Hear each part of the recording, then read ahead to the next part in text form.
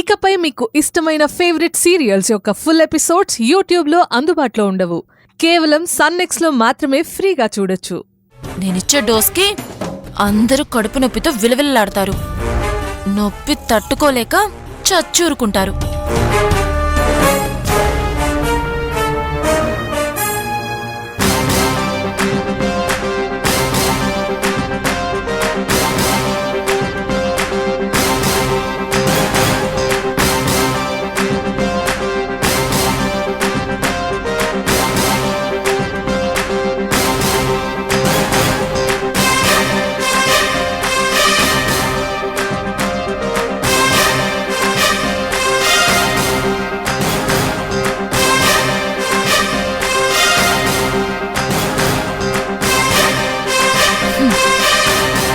తినండి తినండి, బాగా తినండి.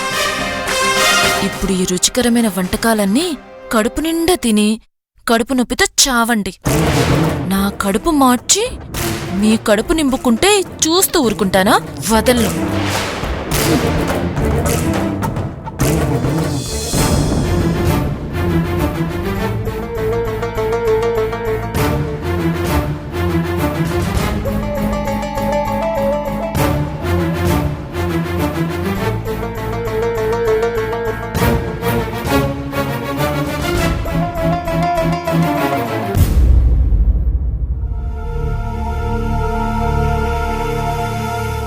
సంపంగిని చూస్తే జాలేస్తోందిరా. తనను కూడా భోజనానికి పిలవండి.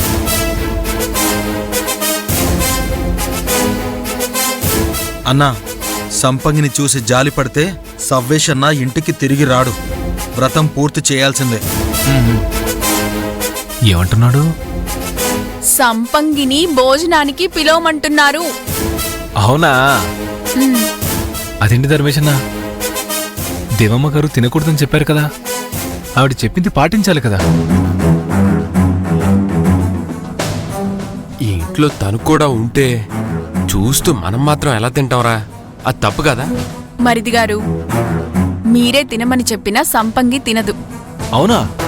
అవును, సవ్వేష్ మరిదిగారంటే సంపంగికి అంత ప్రేమ. అవును కదా సంపంగి? నాకు సవ్వేష్ బావ మీద ఉన్న ప్రేమ గురించి నీకు చెప్పాల్సిన అవసరం లేదు. నువ్వు నోరు మూసుకుని తిను. సంపంగి, మర్యాదగా మాట్లాడు. భీమేష్, ఊరుకో. మరేంటన్నా నోటికొచ్చినట్టు వాగుతుంది? సరే ఊరుకో, ఏం మాట్లాడుకో. నాకు కూడా తనని చూస్తుంటే జాలేస్తోందండి. యాండి, ఆ దేవమ్మ గారికి ఫోన్ చేసి ఇంకో దారేమన్నా ఉందేమో అడగండి.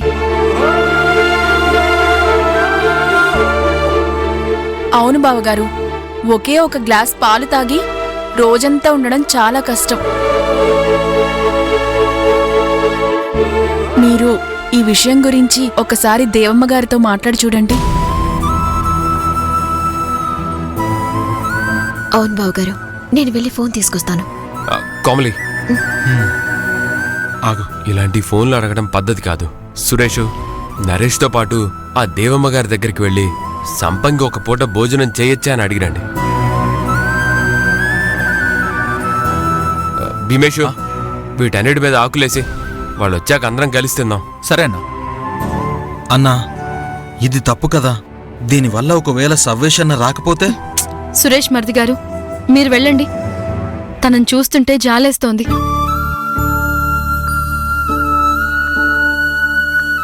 అవును సురేష్, సంపంగి మోహన్ చూడు ఎలా వాడిపోయిందో. ప్లీజ్ సురేష్, వెళ్ళండి. తిన్నాక వెళ్ళొచ్చా? నాకు బాగా ఆకలిగా ఉంది. రే సురేషు, సంపంగి ఏమీ తినలేదు. ముందు నువ్వెళ్ళి దేవమ్మ గారిని అడిగిరా. తర్వాత అందరం కలిసి తిందాం. ఇలా పాపం పాపమని జాలి పడుతున్నారు కాబట్టే తన తలపొగరు తారాస్థాయికి వెళ్ళింది. నరేషనా, రా. ఎక్కడికి రా? రేయ్, దేవమ్మ గారి దగ్గరికి వెళ్ళి సంపంగో పూట భోజనం చేయొచ్చా అని కనుక్కురండి. ఎలాండి సురేష్ తేళ్ళు రానరా. సంపంగి తప్పకుండా తినాల్సిందేనా? అవును బావగారు. ఈ ఒక్క రుచికి వదిలేయచ్చు కదా, నాకు బాగా ఆకలిగా ఉంది. వెళ్ళమంటుంటే లేచి వెళ్ళు. ఆ, ఇప్పుడు వీళ్ళు నా చేత బలవంతాన తినిపిస్తే మందు కలిపిన ఫుడ్ తిన్నందుకు నేను కూడా వీళ్ళతో పాటు కడుపు నొప్పితో బాధపడాల్సి వస్తుంది. ఎలాగైనా తప్పించుకోవాలి.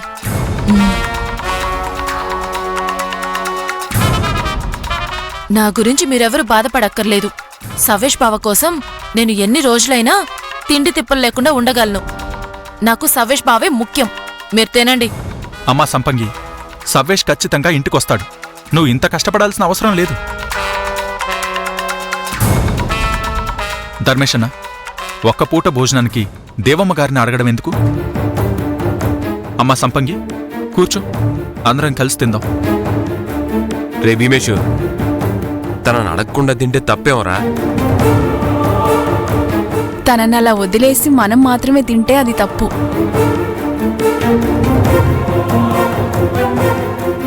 సంపంగి కూర్చొని తిను. మీ మంచి మనసులకి చాలా ధన్యవాదాలు. కానీ ఇప్పుడు నాకు ఆకలిగా లేదు. మీరు తినండి. ఆకలికి తట్టుకోలేక కదా దొంగతనంగా తినాలని చూసావు. ఇప్పుడు తినమంటుంటే నాటకాలాడుతున్నావెందుకు? తిను. అమ్మా సంపంగి, తినమ్మా. తినమని చెప్తున్నాం కదా. పర్వాలేదు, మీరు తినండి. Next time I will join with you all. సరే, చెప్పాల్సింది చెప్పాం. ఎంత చెప్పినా వినకపోతే మనం మాత్రం ఏం చేయగలం? రే సురేషు, కూర్చొని తినరా. కోమలి తినండి.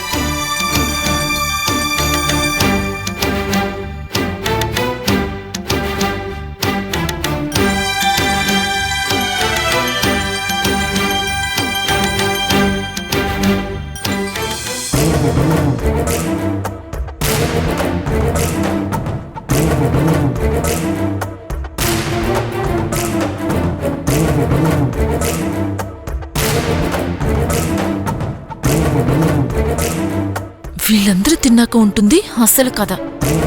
కడుపులో నొప్పి అని గంతులు వేస్తారు. అది చూసి ఆనందిద్దాం.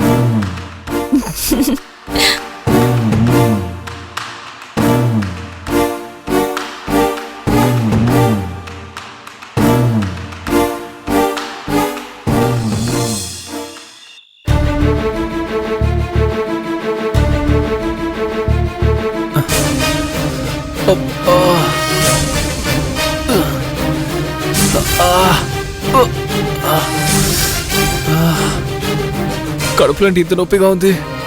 అబ్బా, కడుపులో తిప్పేస్తుంది.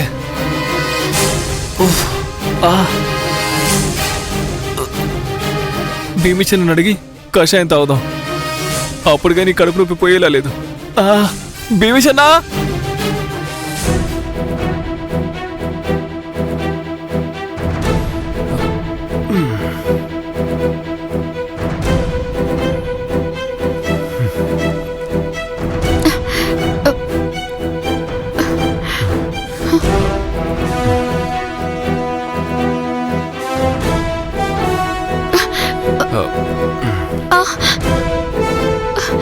రేవతి, కడుపులో నొప్పిగా ఉంది రేవతి. నాకు కూడా అలాగే ఉందండి. అవునా? ఎందుకలా? ఇదేం ప్రశ్న అండి? ఎలా అంటే నేనేం చెప్తాను? ఇద్దరికి ఒకేసారి కడుపులో నొప్పి ఎలా వస్తుంది? ఏమో, నాకేం తెలుసు. అమ్మా. సరే పద, భీమేష్ చేత కషాయం పెట్టించుకొని తాగుదాం.